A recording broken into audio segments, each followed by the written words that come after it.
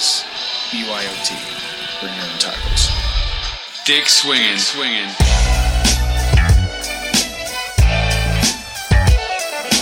You're listening to American Slacker Podcast. We can say fuck.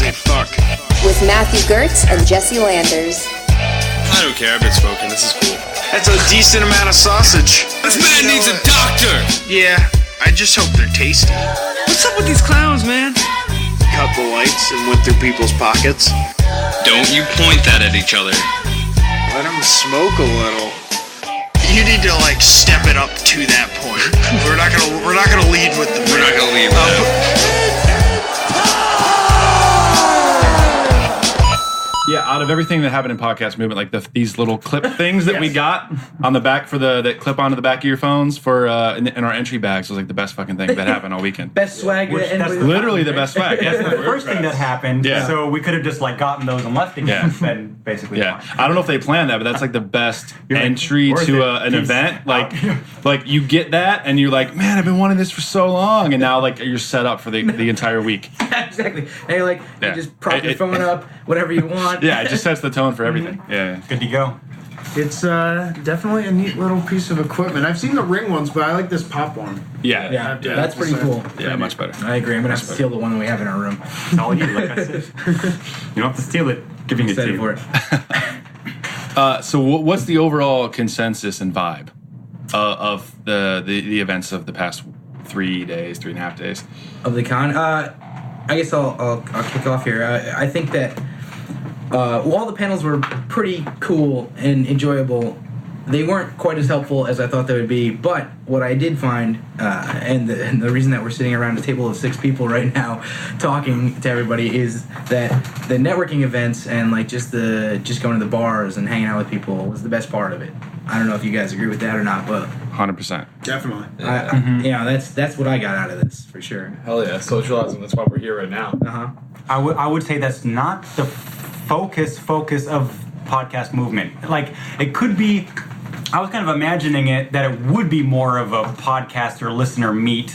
Yeah. But I think it's kind of priced out of the range of a lot of just curious listeners. Yeah. So it's more for professionals, and then it's kind of the thing that.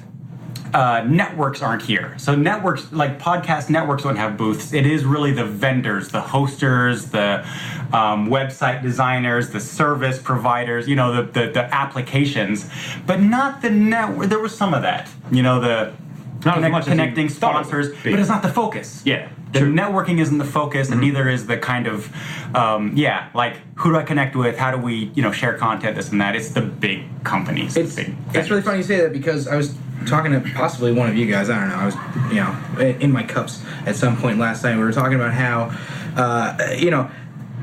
we wish that in that big ass vendor room where there was just a hand, it was nowhere near full, that room, and I wish that there had been podcast networks there to just have booths and to be able to talk to people that have been running podcasts successfully and running networks successfully and kind of get information out of them. I thought that would have been a way better use of that room. Yeah, I would have rather talked to those guys if they were manning the booths than the actual big companies. Yeah, exactly. I don't need 8. I don't want to name names. I don't need 8 companies selling mics to me in that one room. It was cool to see. I mean, it was all. It is nice that it's getting bigger there. Yeah, I wish the focus was like other podcasters, peer to peer, kind of. Yeah. I'll say this: I wasn't sure what to expect out of this. This is the first year we decided to do it. Hey, we've been doing this long enough. Yeah. I think we're serious enough about it. Let's go to the podcast movement and just see what happens. And I agree. In general, it seems like the consensus. I guess our generation, our demographic, and to be fair, there was a large swath of various people represented here. There was at the movement, but the thing that happened was, they had roundtables for networking, but as you said, no networks were actually represented.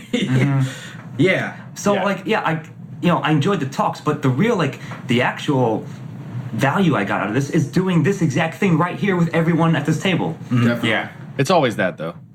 At any convention or conference or meet up or event, But this is the first time it's actually happened to me. That's good. And something that I'm passionate about, that we good. decided to go to an event that was for and about it specifically, to meet the people who are into the same shit and have a great time, and now produce a podcast on top of that. Yeah, exactly. Yeah, and onto the network thing, I don't know which of any of us went to Rob Walsh's panel on Thursday.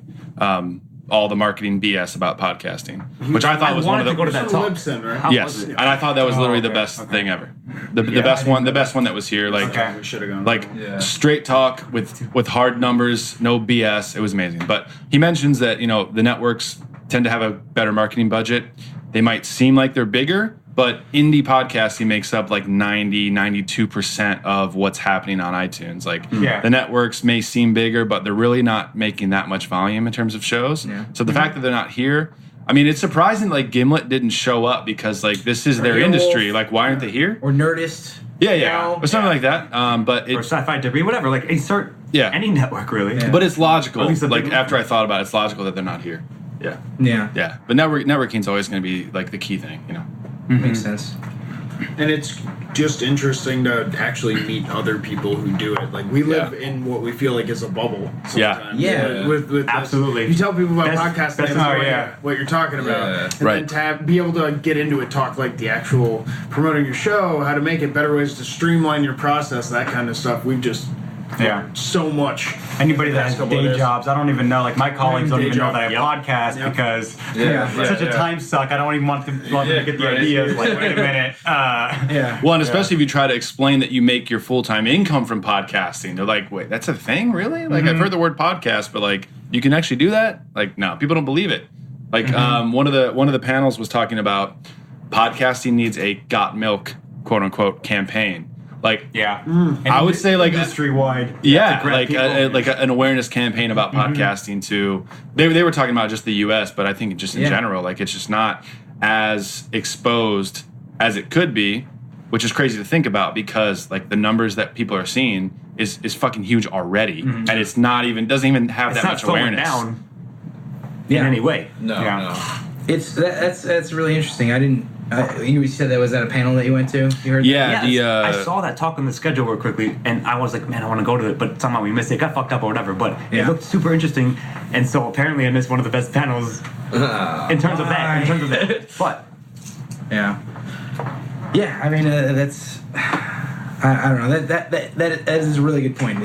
Just to jump onto that thought, like there does need to be some kind of like some kind of you fucking say synergy right now. I would never. You're making the hand signals, ASL. You wanted to say so fucking bad. It's cooperation. In sync. There needs to be something that brings this whole industry together, and because we're so disparate right now, and like coming to something like this, like we were just saying, it's nice to meet other people that feel the same way, but we should have some kind of way of throughout the rest of the year, kind of connecting with other people, other podcasts, and it's kind of a pain in the ass to do that right now, just because a lot of people don't talk about it in like their daily conversations with their podcasters. Like I know I don't bring it up to people like first thing. It's super. We're all on social media, but like for me specifically, I'm on like the history podcast sites, so I don't come across a lot of the other sites where you guys might be on.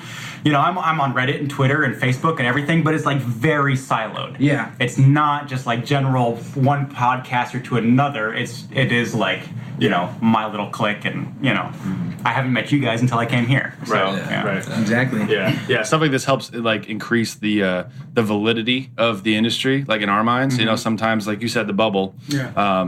Like sometimes it feels like we're on our own, doing our own thing. We don't get... We get some feedback from like listeners, but not a lot. We don't meet other podcasters, like especially depending on what city you're in. Like for some people that are recording and are maybe in like a rural area, like they may have no other podcasters around them at all. So like stuff like this just really helps you connect with the industry and like remind you that this shit is real. Like it is happening. People are doing it. People are out there. People that are like you.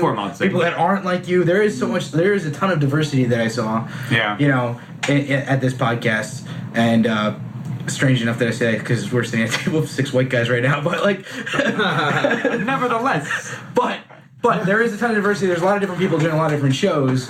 Probably the reason that we started talking is because our shows are fairly similar, except for the history show, which is kind of different, but like in a cool way that I'm like something that I'm really interested in, which is why I like talking to you about that type of stuff because you know way more about it than me. Maybe I can get something out of talking to you about it, but maybe not topically about our shows, but the way that they're run. the way that we record them. How do you publish? And then even like, okay, so if it's a totally different topic, like history versus like contemporary topics or like current events or whatever, then it's like, wait, so how does that work in terms of downloads of older shows? There's just all kinds of talking points that you wouldn't even think about until we all get together and like, oh, wait a minute, I've been talking to 100 history podcasters for 4 years. I've been thinking about everything a very specific way, you know, and suddenly like, oh yeah, we could do this and this and this, and That's a really great point too. Like, there's so many different ways of thinking about things that I have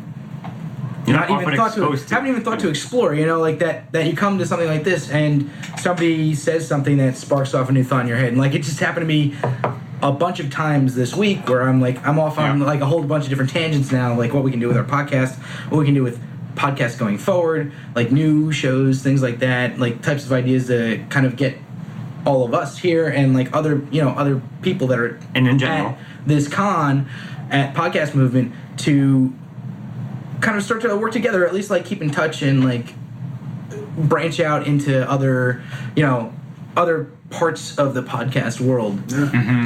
I'll say another thing. So this is my joke of the episode. I insert at some point. Here it is. There was this talk called like the culture of podcasting or something like that, like colon another subtitle. This is the culture of podcasting right now happening here. At least like a slice of it. And there's so much more of it that, as you said, Cody, you guys were saying, it feels as if when you're doing it, we're in isolation. But this very event proves the fact that it is not that. Yeah. And that is the best thing I've taken away from this entire thing so far, at least. Yeah. What was the best talk that you guys went to? You said that the Libsyn one for you was 100%. Yeah. I'm skeptical. I'm not a skeptic in general, but I'm skeptical when it comes to this space, especially because with online business in general, there's just a lot of BS that goes around. There's a lot of ways that people can, make money by not giving much value and then trying to like train people on how to make that same money that they did by giving zero value. They got lucky. Yeah. For instance, and in podcasting, a lot of it is kind of like being at the right place. That was a running. Right? I just touched on something, right? Because so they got lucky, and then they became successful for luck or whatever, or right place, right time, chance. and then they stand on stage and be like, "Well, I did X, Y, Z," and it's like, "Yeah, you got lucky, buddy." Of course, like, I'm doing everything you do. In fact, my production's up here, but right. You started in 2 years before me or whatever. You're absolutely right. I want to address that briefly because you brought it up, and I think it's a super valid point because one of the best panels I saw, I don't know, they were all okay in general, and some of them were a bit underwhelming. And here's my example from it. There were 3 speakers. Every single one of them said, "Yeah, I basically accidentally fucking succeeded." Like, great, that's cool, but that's not a fucking strategy. Like, you can't plan for that. Yeah, I'm very torn on this subject because I think a lot of the validity in podcasting does come from shows that are trying to be I shouldn't even say trying.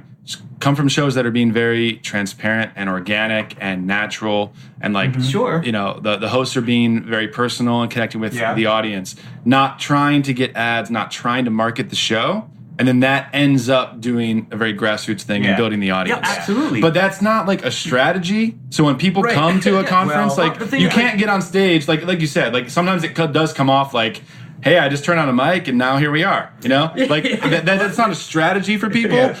But in trying to build sessions around marketing tactics and strategies, people tend to forget that organic build of being transparent and being realistic. That gets lost a lot of the time. Years. That's what I'm saying. You might have seen years of 30 downloads a show. And the thing is, people might not know the reason for their own success. They might be standing on the pinnacle of the iTunes charts and they might not understand that actually, no, they're very talented and just being very open with your listeners. They might have not known that was their secret to success and they're just like, I don't know, I just do what I do. And that's fair. Of course, yeah.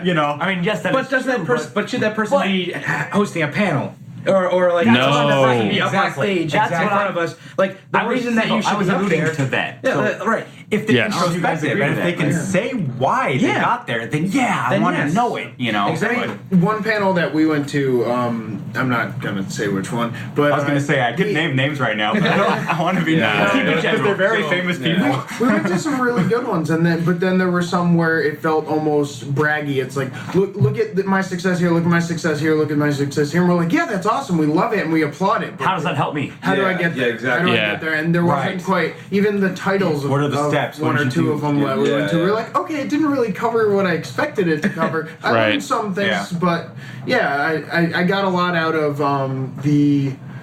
I'm trying to remember the name of it. We talked to the guy today. Again, we're horrible. Continue your love of pod. No. It was the Patreon one you liked a lot, right? Oh. The Patreon one was really good. And that was Trivial Warfare. The host did that one, and he was talking about, you gotta like overwhelm your audience with content to make them love you instead of becoming a merch shop, because that's not what we are. We're creating content that's compelling enough. Sounds like a great reward. Yeah, you want people to listen to you and want to give to you. You don't want to make them feel guilty for not supporting your show or anything like that. Because that's a bad model to go off of. Yeah. Well, and therein lies a big issue with the space is like nobody wants to hear start a podcast, make no money, get no exposure for 2 years, and then you're an overnight success. Like no one wants to hear that. Right. But in a lot of cases, unless you're starting from an established brand, that's the reality. Like you turn the mic on, you're shitty, and then you're decent, and then you're good, and then you're awesome, and then after like 4 years, you have a dedicated fan base. You put up one shirt, you can make $10,000. But no one wants to hear like that fucking like timeline about it. Yeah, and I want to say, so that is advice I often give, which is, listen, why are you doing a podcast? If you're doing it because you're passionate about the topic, awesome. Good for you. Here's the microphone you want to buy and blah, blah, blah. But listen, you're not going to make money for 2 years. And you're going to, and you're not going to get any downloads. You're not going to get your first quick scheme, dude. Even if I plug you on my show, you're not going to get your first iTunes review for a year or whatever. So why are you doing it? And I think, of course, we all started doing it because we had something to talk about, and then the benefits came later. Like, oh, people are actually listening. Oh, what? People give a shit what I say, and they think it's funny or great. But if you get come something out of it, if you come in like, oh, this is a stepping stone to being the next Johnny Carson or something. Well, okay. Unfortunately, so I got some bad news for you. As it turns out, you're gonna be. You're more like the ham radio operator talking into a void for the next 2 years. You're more like the pirate, the guy in the basement with the ham radio than actual pirate. I should hear more about what Jesse was saying. So what else did they say in that talk? Like, was that the main point? Like, what did they? That was one of the big. So good. That was one of the big takeaways. That was one of the big takeaways I had was, it's not about, you're not a merch shop. That's not what you're doing. You're not trying to put out cool product. Like, if you have access to it and you can do it. But and another thing they said was, don't launch your Patreon too early. Like you'll know when you almost know when the time is right. We're guilty of it ourselves. Yes. We made it and we get a little bit of support out of it from some of our really loyal fans. But it's not enough to even cover the cost of our media hosting. That's all on us, and it's been going for about a year now. When people start, and this is subjective, but I think when people start asking you, like, how do I donate? How do I? That's really what he said. And then you can even be on your show like, oh, I never thought about it before, but I've been getting emails. Yes. That's exactly what I did. I was like, I've been getting emails, and so now here's a PayPal button, or Give them a way to support the show when they want to do that. He said the whole idea of making people feel guilty, that can happen on a show very easily if you get bitter, if you are doing these shows. People will turn away. And you're not like getting that satisfaction that from happens. Putting the work into the show. You're trying to get I'd love to talk podcast drama at some point, but we shouldn't. No. That's episode. But just real quickly, that made you think of something, right? So it's almost like you'll know when you're ready when people ask you, hey, how can I donate to your shit? I think that was the key thing we took out of it. Exactly. Yeah. That's an exact case study. So for my other show, Rogue Squadron, is we tried to do a Patreon thing. We tried to film a video for it and make it look really attractive and set goals and things like different tiers, like $1, $5, $10, $20, $50 and everything. Zero traffic. Absolutely fucking zero traffic.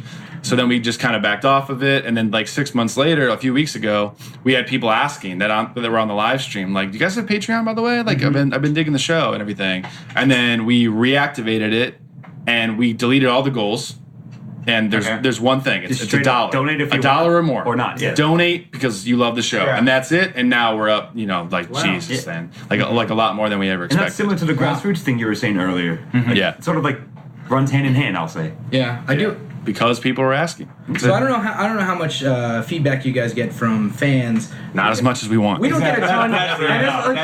Here's the thing: Almost it doesn't matter how many people are listening to your podcast. You get no reactions from them. You don't get comments. You have to specifically ask for comments. You have to specifically ask for iTunes reviews and stuff like that. But every once in a while, you get a comment, and I think most of ours have been really nice. But every once in a while, you get somebody just slapping you in the face with a comment. That's why I don't read comments let me ask on our shit, or on the internet in general. Do not pay the troll toll. We're going to go a little far afield. Exactly. That's exactly what I was going to ask. We're going to go a little bit far afield, but I want to ask you guys this: if you get trolls, do you respond to them? Ever? Don't engage. Do not engage. They win. How about this? How about if They're air. Or you just get real cute with them. Well, here's the one. Thanks time for that- watching. The Wendy's Twitter. Oh, I love you. I love you, baby. Yeah. I mean, but no. Yeah, Wendy's Twitter. Yeah, exactly. I actually have responded to it. Shout out to one, Columbus. but it was the author of a short story that we're reviewing, right? I'm not gonna name names. But so what do you guys think? Would you have responded to this? He left us a scathing diatribe about But this wasn't a troll. This was somebody you commented on his work, and he was like, "You have no idea what you're talking about." Clueless weasels, I believe. He called us clueless weasels. We're getting shirts made up. Okay. We're getting clueless weasels shirts made up. Yes. So before you even continue, that's how you respond to trolls. I also, in the moment, 100%. in the moment, I also responded directly to his comment. So Wait, that's on my YouTube? question. No, rookie mistake. On YouTube, I responded. He did not respond back to his credit, which I would have cut it off there anyway. But seriously, would you guys have responded to something like that? Something like that? Or have you in the past? We've been waiting for our first hate mail. Like if George Lucas, for the viewers for not doing that. railed you. Yeah. I don't know if he I've would. tried. I've replied. He doesn't care. I've written He doesn't give a pages shit, to right? trolls. Not trolls. I've written pages to critics that have had this or that issue. Try to win them over. And I don't know if it's right or wrong, if it's worth the effort or this or that. In your case, it's almost flattering because you're criticizing an author of something, and then that author actually it doesn't matter. Yeah, the fact that he commented at all means you win because you got his attention, and so you're no longer you're not some little guy commenting this and that. No. He actually read that, and so you got him. Yeah. If it really was a troll, no, just take the air away. Yeah. Just ignore him. That's the standard advice. Instead of trolls, bad reviews. Yeah. Real scathing reviews. So I've engaged listeners where people are just the opposite. Who the hell do you think you are? Because I'm not a historian, and I talk about history a lot, and I talk about arcane, weird niche medieval occult and stuff, archaic shit. History of Alchemy is one of my shows, okay? And I'm not a historian, I'm not a, none of that stuff. And, how many listeners have you had tune in that think it was like a Skyrim podcast? I've had Harry Potter fans. Yeah. I've had all that stuff. Anime questions, Full Metal Alchemist. It's a good net to but throw. hey, that's great. Yeah, there you go. I love that stuff. Yeah. I'm like, and maybe some video game fan would end up getting into history. Actually, you're wondering about a basilisk? That's episode 73. That's all. Whatever. That's this medieval. But the thing is, every once in a while you get that. They're like, who the heck? So I do a podcast on African history. And of course, instantly within episode 3, I can't even get past your intro because, I'm an African American, African studies student, and who the hell do you think you are, blah, blah, blah. And I'm like, wait, you couldn't even get past my intro? Why are you even talking to me? Okay, listen to episode 3 and then get back. And then, but with that, I couldn't even engage him. I'm like, you don't even. If someone's going to criticize, it needs to be a way that you can actually do something. If someone has a fair enough point, if someone actually tells me, you made a mistake on your show, other than just you suck, then you got to be humble about it. If you actually messed up, you got to be humble about it. You got to rectify that. You got to correct correct it the next time. We were got by fake news one time on our show. Even okay. We had to redact the story in the episode after. Yeah, we got. We should have known. We got trolled. It was too ridiculous. It was like a lady trained these squirrels to attack like her neighbor or something, and then like a week later, I'm like, this publication's fake. It's like The Onion. We fucked up. And we had to admit it on our show and say like, hey guys, we're sorry. We know we bring ridiculous stuff to you, but we try and bring. We've been had. We were so excited. Yeah. I can see your eyes like growing wide as soon as the scoring line came up. But it depends. Yeah. So I want to ask you guys. Lean on this. I want to ask Matt and Jesse from American Slackers. When that happens, like when you found out, like, oh shit, like that is an episode unto itself. We're like, we've made a mistake. Like we thought it was real. Yeah. This is our format. You guys come to us for the weird shit that we tell you. It's actual news. We felt bad. Oh yeah. But now we can tell you, like, hey man, it's easier than ever to fall into this trap, and we're gonna keep trying to do the best. Yep. We'll tell you what is real and what's not. That's exactly how we spun it. Because I mean, that's the thing. Like even though we're talking about ridiculous shit, Bigfoot, fucking grills exploding in people's cars and stuff. You know, like it could be anything. But we're at least trying to be upfront with them and like form that actual connection. You can't do that if you can't Like believe the thing what is, people are it's telling almost you. like you're doing better journalism than actual journal. In quotes, I'm doing quotes here, everybody. Than journalism itself. You're like, hey, yeah. Even though this is our format, and you guys know it, you come to us to listen to us talk about this, and we'll tell you about X, weird news story and comment upon it. But this one is a fake one. So now we admit that, and be on the lookout in the future. Yeah. Call us on our shit and tell them maybe You just gotta say like this has made us sharper in our like and maybe somebody can get something out of that. Like, oh shit, maybe I should think about what I believe, like what I read, and how much to buy into it. You never know what's out there. I can't believe we got on that. Yeah, we have to verify the source now. Too good to be true? Probably not. Like I said, it sounds good enough. Bad boy, this sounds amazing. You don't like. I'm hooked. You don't like the fact that it happened, but the fact that it did happen. I think we're better. Exactly. Yeah. Like you learn from it, and now you can figure out how to utilize that in the future. Yeah, there's two things that people got to know is like for us that are here, obviously we're all podcasters, and anybody that's listening, like one, there's like trolls in the world that have nothing better to do than to go and like shit post on everything. Yeah. So like you got to try to identify that and like just fucking ignore it. And then two, you got to ignore this too because there's people that are just not gonna like your genre of show.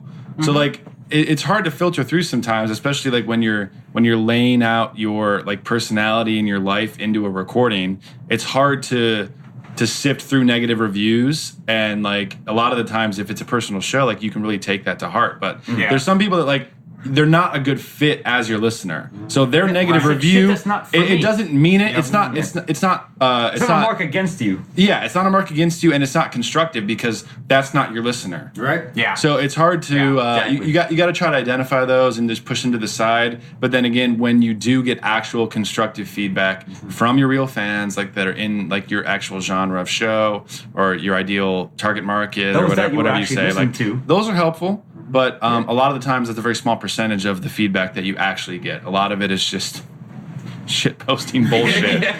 Exactly. Another podcast that we're friends with that we actually haven't met online. We tried to get them to come here. They couldn't this year, but maybe next year. Crime Roulette. They cover like true crime and stuff, and they try and do it with a bit of levity. And they have like when you get into an uncomfortable situation, you're just describing it. You might laugh. They laugh a little bit, to try and lighten the mood. They got a scathing review saying that they sounded like a bunch of giggling boys in their dad's den. And they ran with it. They put it up on their show and they talked about it. And but where's the insult? It's like, oh, we're giggling. And then they were laughing about something later in like another episode. They referenced it again. We're like, we are a bunch of giggling boys. Yeah, exactly. You just run with it, exactly. That's the stuff that bestrikes inside jokes and is just like perfect. Exactly. Yeah. Mm-hmm. Yeah. Well, that's Clueless Weasels material right there. Clueless Weasels. Strike again. If it happens, how can you turn it like to our favor? You know what I mean? If it's good enough or something like that. Even so. It's easy to criticize. And I catch myself sometimes. I know even on the because show. I'm Travis, like, I know whoa, because wait a minute. Our podcast is about criticizing people. Well, easy. Yeah, well, so I'm about to like lay into some historian and I'm like, wait a minute. You know what? The guy's probably smarter than I am. Okay, it's not. It's always easy to find fault, and I can go on YouTube all day and who did this? A 3-year-old, drunken, whatever. No, it's much harder to just be like, okay, be fair with the person, this and that, and I think knowing that is just like, okay, so if you get you see the comment that's just like, all right, this is just vile, like it's just. Vitriol, like I don't. All right, whatever. Go listen to something else then. Like there's that line. But feedback is how you learn. I mean, there's that. Like okay, every once in a while you just gotta like. You stuck me right in the heart. Yeah. All right, because it's true. It's somewhat legit though. Yeah, it's valid to an extent. Yeah. To be fair, we have gotten. We did get another comment from another short story that we reviewed, which was really nice, but did do a little bit of criticism on us, and we like kind of reevaluated what we said on that episode, and like and it was helpful feedback. Even though it wasn't quite positive to exactly. I think it was positive enough. You get a compliment sandwich. I asked him for an interview. You guys did okay, but My girlfriend's mom listens to our podcast, so that's interesting. And she gave us that changes everything. I just found that out not too long ago. Intriguing dynamic. It's like, I'll be careful with the hypotheticals that I bring up. But her criticism was, you guys say fuck an awful lot, and I was like, yeah, but that's kind of how we talk. And she's like, no, but like it's a little distracting. And I was like, oh. Okay, I mean, we sort of try and be loose with our we try and be loose with our style and stuff, and like, but that's fair criticism. I've gotten that too. We got that early on, and we tried to dial it back a little bit from where we were cursing wise, like in the first year or so. It's funny you say that. Yeah, like it seems like maybe like that's the thing that generation says to us, but like we think nothing of it. It's like a habit. It's an outright unconscious spice in the sentence. Most people don't notice, or they're saying, "Oh, these guys are real. They're talking like the way I would talk." Like, these guys aren't censored at all, and it's kind of a plus. But I've gotten the same feedback. It's just like, why are you talking about, Charles the Great, and you got to throw in all the fucks all the time? I'm like, I'm fucking sorry, I'm fucking sorry, man. Yeah, shit. Sorry. But why? If it is distracting, if it's true, that's something I've taken. Like, okay, I heard it a couple times actually, and I was like, all right, I can think of a different word that's. More creative. Okay. Yeah, that's like the parental consensus that we've got from Rogue Squadron is like, man, you guys are really entertaining, but I'm not a fan of your language. I was like, sorry, Mom. Well, everyone else likes it. But they can't play it when the kids are in the car. You got to think about these things. But the thing is, when you listen to podcasts, but I don't expect a mom to be listening to our drunken ramblings about Luke Skywalker. They're just explicit from the get-go, and then I have ones where like, okay, you know what? I could broaden my market if you could listen to this in the soccer van, the soccer mom van. Like, all right, fair enough. We all drink when we're doing the podcast. I assume you guys all partake. No, we're sober. If I drink, then Does I fucking drink or smoke or do any of that? Well, we do beer reviews at the beginning of every show, so we absolutely drink. It's part of your format. Oh yeah. So like, it's much more difficult to control like your language per se. Like, if you've been drinking a little bit, obviously the fucks flow more freely. But here's another. But off of that though is like, you don't want to make your show more marketable. You want to make your show more authentic. Yeah. So if your thing is drinking and cussing through your show, wait a minute. Yeah. Okay. No. I think I know what you're gonna say. But if that's the, I'll say brand. It's a loose term for like the shit that we do. But if that's your brand is like drinking and cussing throughout your show, you're going to double down on that niche and not try to cut out the fucks just to appease a few more people that will listen to the show. You know what I mean? That aren't even fans anyway. Let me just say, those things are not opposites. So you can be authentic without pushing buttons. You can slightly change instead of using the F-bomb. Of course. That's one thing. But the other thing is, I feel like every once in a while a fuck just needs to be there. And just course. like this sentence, Yeah. this meaning. So what I do is I'll When censor dropped it. And then I've gone at to the the right point where I make a thing out of it. I'll censor words that don't need to be censored.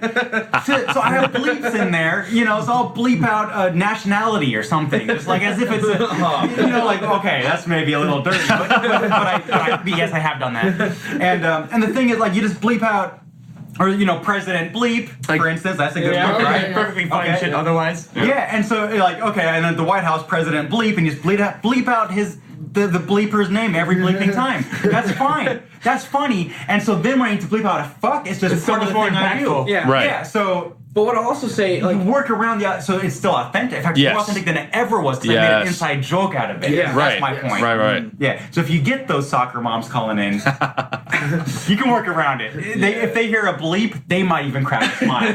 Okay. They're like, I know what he meant, but my 3-year-old daughter doesn't. It's all good. Right. It's all good. To some degree, like adding on to that. Yeah, you're absolutely right. Sometimes you do need to throw a fuck in there, right? Sometimes it's got to be there. Sometimes you just need to say fuck. And Straight Up Podcast said all fucks given on the Instagram feed. So. Yes. I think one every fuck. Go on. I think one of the important things that you have to recognize and realize is that the more that you curse in your show, definitely the less every single one of those fucks is impactful to Also, your listener. of course. Right?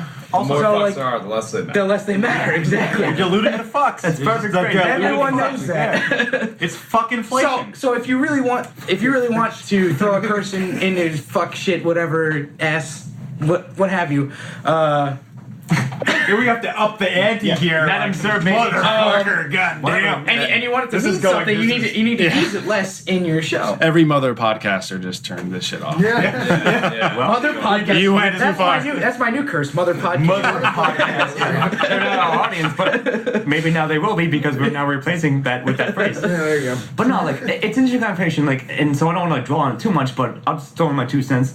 Yeah, it's a double-edged sword because that's how we talk, right? It's just us in general, at least our psyche.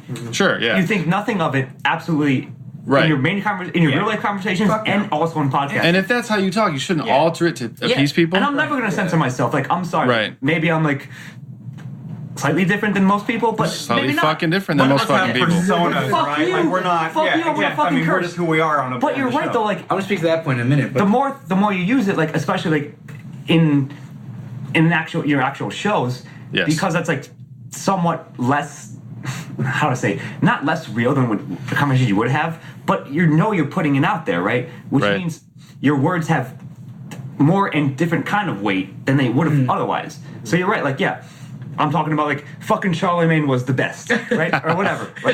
But Charlemagne the fucking great. Yeah, you drop it in there and like, but if you let my armies be if you like if you sort of like step back from it using it otherwise, then yeah, it could be effective. So people will be amused by it. At least the people you think are your audience are going for that. Like, it's risky. Oh man, he's gonna say fuck right now. It's gonna be great. Like he's gonna use it soon. He hasn't used it in a while, right? Yeah, something like that. It's coming. What I was gonna say in terms of what Cody, what you said a minute ago, which is like you shouldn't have to alter your persona, right, when you're on a podcast to podcast. But the thing is that like, every single one of us does. Right, to an extent. We talk differently on a podcast than we do in real life, to some extent. And that evolves that way. It's not natural. Right. You don't write it down. You learn my technique. I'm Bob. You learn the way to act on a podcast, right, throughout the years. So like there is some level of that, and I'm not saying that you have to cut out cursing or anything like that. I'm not a proponent of that by any means. But like there is as a reminder. There is that that idea of like you do need to learn how to be a part of this medium. You need to learn how to work in the medium. You need to learn how to work with co-hosts if you have them. Yes. All that type of stuff. Yes, even whatever it may be. Right. A reference back to earlier in the conversation when we were talking about, the difficulty of getting actual listeners to, not actual listeners, to getting listeners to actually respond and reach out to the show. Right. Like, if you have 1,000 listeners, and you've heard from like 10 of them, and then you get 10 bad reviews, there's like 900 other people that haven't said shit to you. You know what I mean? Like that's an important thing to remember too. Like if you get a little bit of bad feedback, that is good. Like if you're getting consistent number of downloads in like whatever range that might be for your show, like you might have 90% of people that love the show and haven't said anything. So like to take that negative feedback and try to implement it is you got to kind of like take it with a grain of salt. About that, but that is a great point. And trolls do talk. It's something like the negativity is always louder than everything else. Right? Like no, it's I really hate cliches and phrases, but if I have to draw an analogy, the squeaky wheel gets the grease, right? So like your haters are gonna like be the loudest because other people are like, yeah, I like these guys, but I don't have the time or the effort like to comment like, hey, cool, I'm listening to their podcast. I'm probably listening to like 5 other ones or whatever at the same time. And you know, I'm listening in the car. It's not like I'm gonna fucking switch on my cell phone and like go leave a comment or something like that. I listen to the car on the way to work, and then I turn my phone off. I don't have time like to devote to like dropping them a comment. Yeah, I like them, but hey, I'm just gonna keep doing in my life, and I'll listen to their fucking show whenever it comes out. Yeah, you just got to continually keep asking people to reach out, reminding them where they can find you. I mean, we've had people that like just sent us an Instagram DM like 2 weeks ago and have been listening to us since we launched. And haven't said a fucking word in like 3 years. You know what I mean? Where were you? Exactly. Yeah. It's good to hear though. Like, it is good to hear, but it's also like, is there a way to make the communication with the listeners more accessible? You know, like, is there a way to do that? I'm not sure, but just, continually reminding people to reach out and say, hey, or whatever it is. That is, I mean, that's really I wonder, I mean, so I've seen live chats. I've seen people try to solve that problem. But yeah, it's always pulling teeth, isn't it? It's always like it is. So I don't know. I don't know how far you guys have gone. Like I have war stories of like I've held my podcast hostage. So I have several shows. I should say I have never done that. So I can say like one show. I was like, you guys, this is my lowest downloaded show. I'm gonna cancel this show if you guys don't like go on iTunes. Tell your friends. I'm seeing the numbers. It's just stagnant. And I just went on there like episode 50, and I was like, guys, if you don't retweet it, like. It's it. I got 6 other shows. They're waiting for me. One of them has 5 times the downloads, and you guys want me to like. I can tell. There's something. Something's there. That's awesome. But if you guys don't review the show on iTunes, we get our like all of our stuff comes from iTunes. You send me a comment on my website. No, that's cute. If it's not on iTunes, if it's not a 5-star, and it's kind of like, and they're like, all right, guys, it's episode 50. You guys want episode 60? I'm not kidding. Yeah. Go to iTunes. Yeah, and easy. Good. I started getting DMs like, hey man, but I just use. I'm like, well, the good news is you can download iTunes for Windows. Yeah. I started to like, well, hey, I don't want to hear any excuses anymore. Like, seriously, guys, I live off this. If you don't care, I'll go back to my other more successful shows. Like this is, but I have a feeling that you don't want to hear this. But I was like, I was threatening my losers because threatening my losers. Ooh, sorry, threatening my listeners because I know because I the ones who were in threat of losing. Yeah. My losing listeners. No, because I knew I could take that chance with one of my 6 shows. But on the other hand, I was like, but guys, seriously, it's 1% of you that will ever write back. It's 1% of them that will donate, and. But do you appreciate the show? Are you, do you want it to continue? Yeah. Like at some point, it's like, guys, we're doing this for free. I'm trying to have This show takes hours of my life. I got a day job. I got a wife that I don't remember her name. Like I have a dog that I don't even remember. Is she still alive? Exactly. Like, I'm like, guys, seriously, like, a good thing to do is one thing that helped Rogue Squadron is like give shit away for free, but you got to send it to people. It's like, hey, we're gonna throw out a shirt and a bunch of stickers, and if you want one, you have to message us and send us your address. We'll send it out for you. That does totally pay free. That does pay off. And then you get. But it's a time investment. Do you want to go to the post office and send out a bunch of sometimes mailers? If it's a sticker and a letter, it it's depends cheap. on the effort. Yeah, it's cheap. If I can save them up and do it once a year or something. I mean, for Patreon, Yeah. Well, I mean, in general, I'm over it. When someone wants to listen to my drunk ass talk so much that they give me $10 a month, then I'm like overjoyed to send stickers out all day. Here's all the stickers in the world. Yeah. Take a trip to you. It is. If too many people do that, I mean, it cuts in time. It's an opportunity cost. Like, okay, I'm like, I could upload more designs to my T-shirt site, but it's that or an episode. What do you guys want? Just buy what's already there because I'll give you guys the next episode if you do. I will say this. I've never held a show hostage, but I cannot wait to do that. You wish you could have that problem? Yeah. I'm telling you, it was kind of satisfying. When's a new episode coming out? Hey, fuck you, comes out when I say it comes out. Oh, you want to know the worst part? It worked. Holding your show, like threatening to resign, like quit it worked. I got some of the reviews, honestly, were just like 5 stars. Yes, I wanted to continue. But who's number 1 in history in Germany and noteworthy right now? It's this guy. It worked. Amerikaner für euch. Dankeschön. Vielen Dank fürs Zuhören. Bis zum nächsten Mal. Danke. Whenever I hear people speaking foreign languages, it makes me sad that I can only speak English. Yeah. Man. I'm working on my Spanish. But with the holding your show hostage, you're not the first person I heard do that. At some point, you got to be like, guys, it's this or I'm thinking about quitting. I'm burning out because there's nothing there. I see the download numbers, but are you familiar with comedian Chris D'Elia?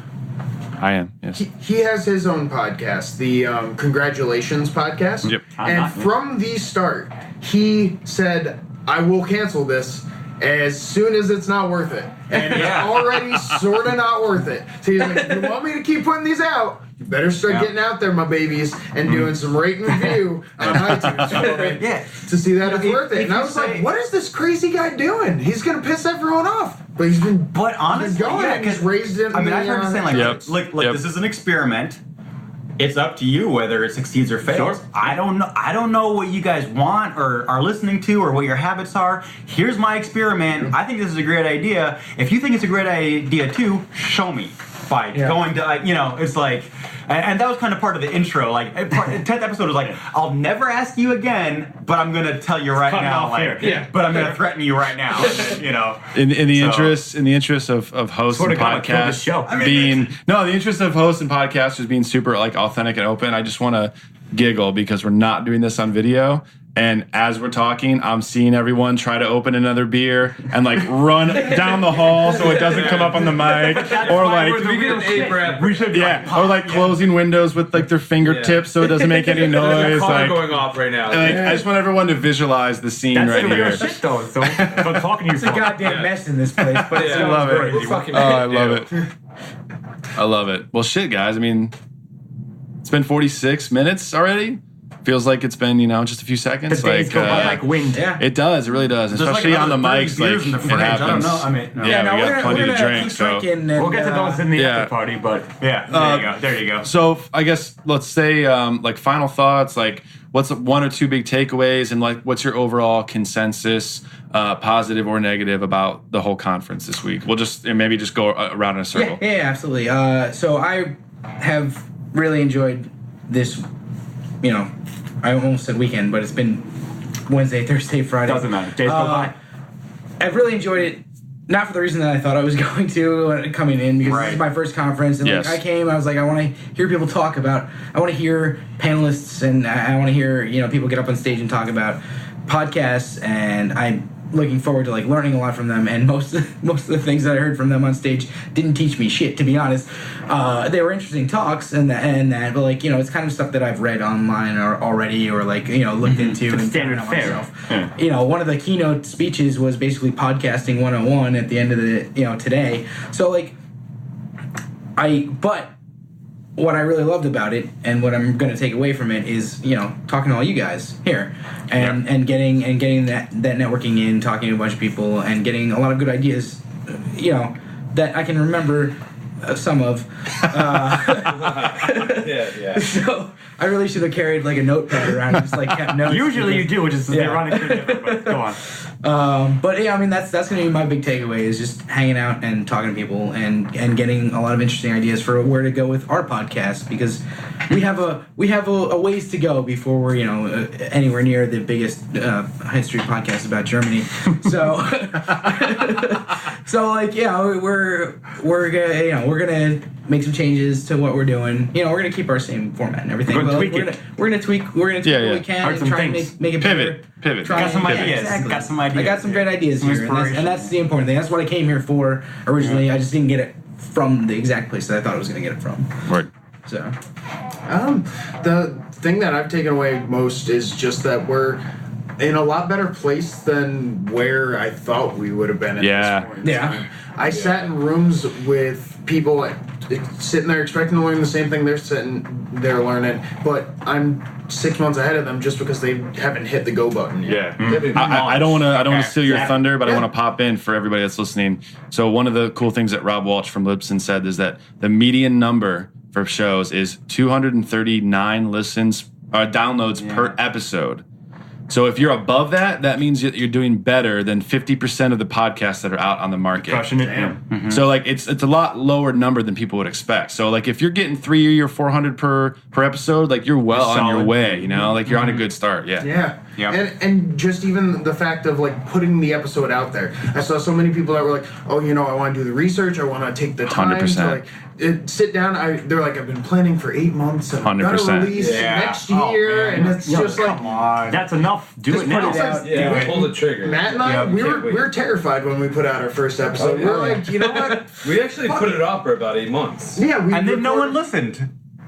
And then it didn't matter. Yeah, exactly. Like 3 friends listened and we refilled. Yeah. All right. We're like, okay, you know what? We learned a couple things that we're going to do different in the next one, and we kind of rolled on from there. And just seeing, it's inspiring to see that people are on that journey and taking like the next step. Yeah. And it also makes me feel good to see that, like, okay, we got that out of the way. Yeah. Okay, we're here. Oh, Yeah, for sure. And also meeting you guys. Yeah. Always. And also. Everybody throw that in at the end. And also you guys. You guys are okay. You're okay. I felt like a lot of the talks were like take bits and pieces away from it, like you know, like what we didn't know already, you know, like stuff like that. But honestly, the networking and talking to individuals, like you know, like you guys and like the randoms, really added up. You know, like I don't remember the gentleman's name. We had a aha moment guy with the beard. Yeah, that guy was fucking so intelligent. I was like, whoa, you know, like. I love that guy. He had a lot of good advice. And there was just like having a cigarette. Yeah. And it was like an hour and a half went by like that, and it was very interesting. He started interviewing us. That's amazing, dude. Yeah. Very nice. Pulls out his camera or his phone. He's just recording. Been recording the entire time. Yeah. But it definitely took out more than I expected to take out of this. You know. Nice. It was good. I agree, and it's a good segue because same thing. I took bits and pieces away, and it all combined to like, again, I wasn't sure what to expect, but it's so fucking encouraging to know that someone else out there is doing what I'm doing, and this is it. Like, for sure. You know, like, yeah, the talks were nice, and maybe they were informative, maybe not, depending. It was well presented and well designed program, but really, like, this is the shit that I'm into. Yeah. Doing this literally right now. And meeting you guys and everything else, and knowing that, like, I'm not the only one doing this. I'm not in a pocket, as you said, a bubble, right? Yeah. Someone else here is doing this and is as passionate as I am, and we can engage within that and help each other out and expand ourselves at the same time. Definitely. Yeah. All right, let me think about this. All right, let me see how the ultra super #1 podcast from Germany. You're up. let me say what the bad stuff first. Okay, let me start with that. So the thing is, $11 mixed drinks. Let me put it this way. I spent a lot of money to come here for sure. I spent a lot of money for the frickin' badge, and then I get gouged on food and beers and everything else. So, and the thing is it's a podcasting convention. So I know that people are here, but I don't know their faces. So it took me a while, you know, to like, all right. You know, so it should be like podcast first, name second or something. But it was just like, so I thought, you know, a lot of the panels were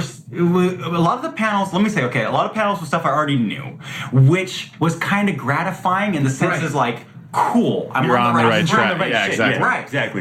And then I should also say that some of the panels were super educational, whereas like I never thought about this before. Mm-hmm. He didn't actually give me any next steps, but he got me something to Google. Yeah, I got something to go home and think about and look up and like reevaluate. Okay, that's cool. Yeah. A lot of the time, that's the important part, you know. Yeah. Like laying out the steps, inspiring you. Well, laying out the steps. I'm not done with the bag. Could be detracting, you know, as where finding it out for yourself is more important, right? Yeah, exactly. So I got some good ideas, and there was, and I could tell there was experience here where I could learn from. Just around. So yeah, whether it was the people on stage, the people next to me, I was like, oh, that's pretty clever. Let me think about that.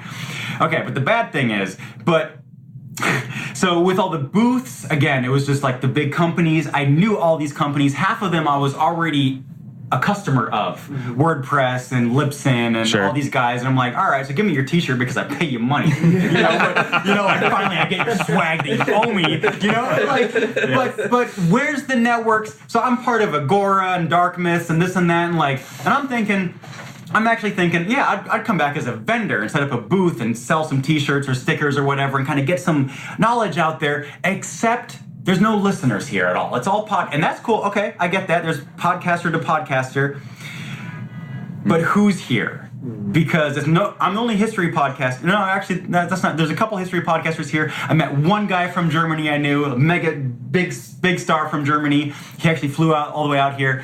But it's expensive to get here. The tickets are expensive, and unless somebody's sending you here, there's a lot of company representatives. So there's big company reps, less indie podcasters, less little guys.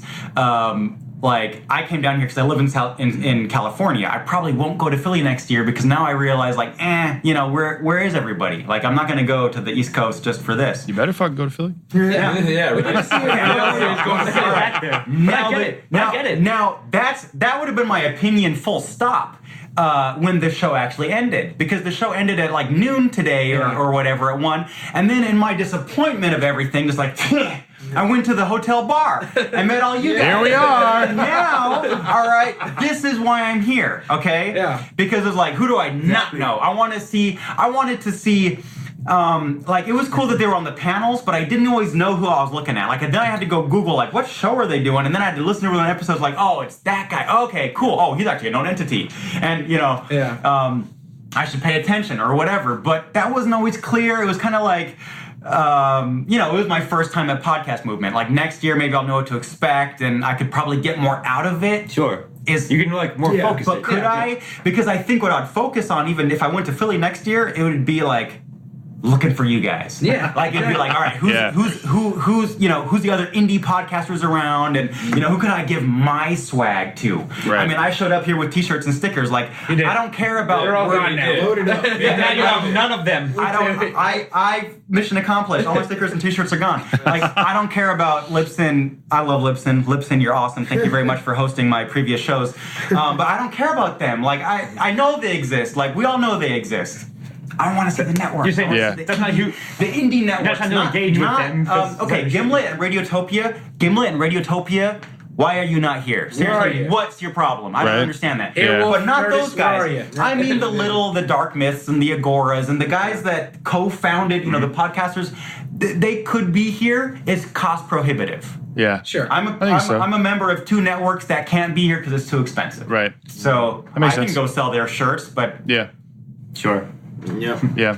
So off of what you said, I think it's really interesting that there isn't a Comic-Con of podcasts.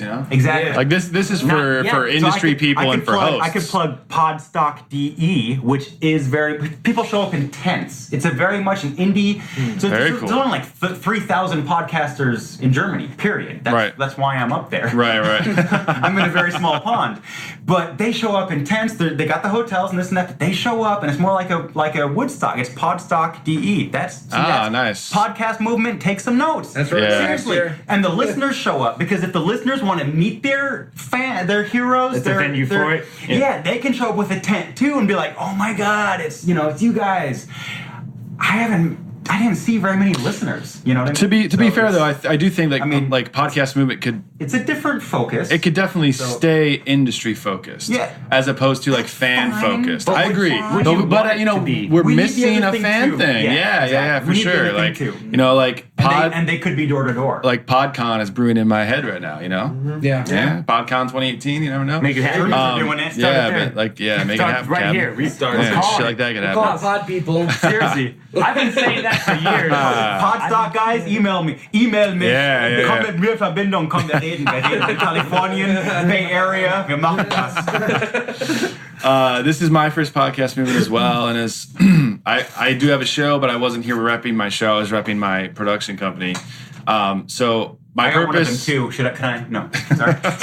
it's all good. My purpose for coming was to get like the lay of the land per se in podcasting. Yeah, you know what I mean? right. We talked about the bubble and shit already. I won't revitalize that shit. But like just to see what everyone's thought process is. What's the zeitgeist of the podcast industry right now? What is the industry? You know, where's the awareness? Yeah. Where's the fucking Android app for podcasts? You know what I mean? Like there's a lot of stuff that's missing. There's a lot of stuff that we have. Session wise, I felt like a lot of the sessions and panels were stuff that I already kind of had under my belt. I didn't need to go to.